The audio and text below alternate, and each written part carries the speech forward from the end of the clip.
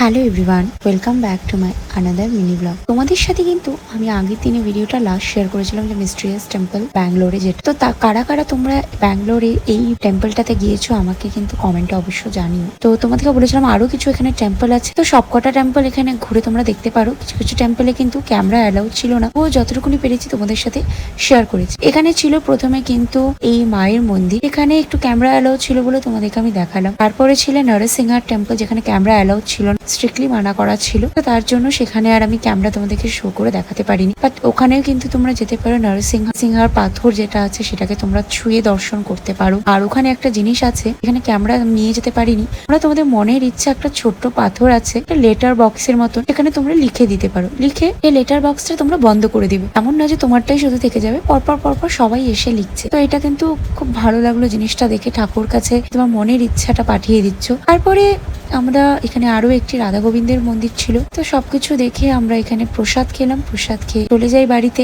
এই ছিল হচ্ছে আমার ব্লগটা, আর একটু ভিডিওটা দিতে দেরি হয়ে গেছে। তো তোমাদের যদি ভিডিওটা ভালো লেগে থাকে অবশ্যই আমার চ্যানেলটি লাইক, শেয়ার এন্ড সাবস্ক্রাইব করবে। আর এরকম ধরনের ট্রাভেল, মিস্টেরিয়াস, ফুড, ফ্যাশন এই ধরনের ভিডিও দেখতে গেলে আমার চ্যানেলটি অবশ্যই ফলো করতে হবে, সাবস্ক্রাইব করতে হবে, লাইক করতে হবে আর কমেন্ট করতে হবে। Bye bye, stay tune, come with the new blog, by.